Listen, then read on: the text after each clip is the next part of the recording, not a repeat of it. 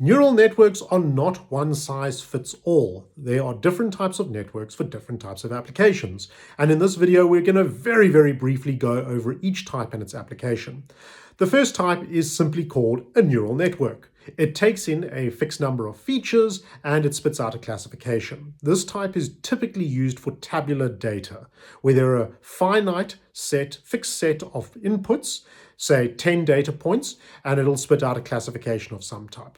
Okay. The next one is convolutional neural networks, CNNs. These are used for image classification. They take in images and they will tell you what that image is, depending on what you trained it to classify. So in other words, an image of a cat or a dog, and it'll tell you if it is a cat or a dog with some probability. Thirdly, we have RNNs, or recurrent neural networks.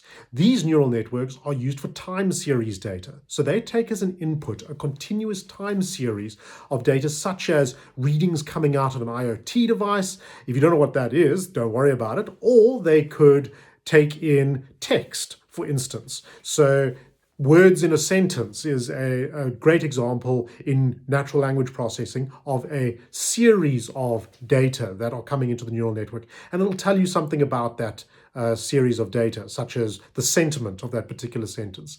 And lastly, there are graph neural networks, my personal favorite.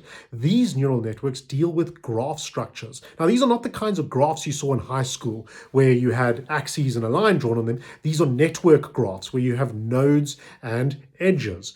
It operates on that type of data structure, and it uses surrounding nodes to inform you about the classification of any given node. So those are the four types. There are other types, but those are the most common types and the applications you will typically see them being used in.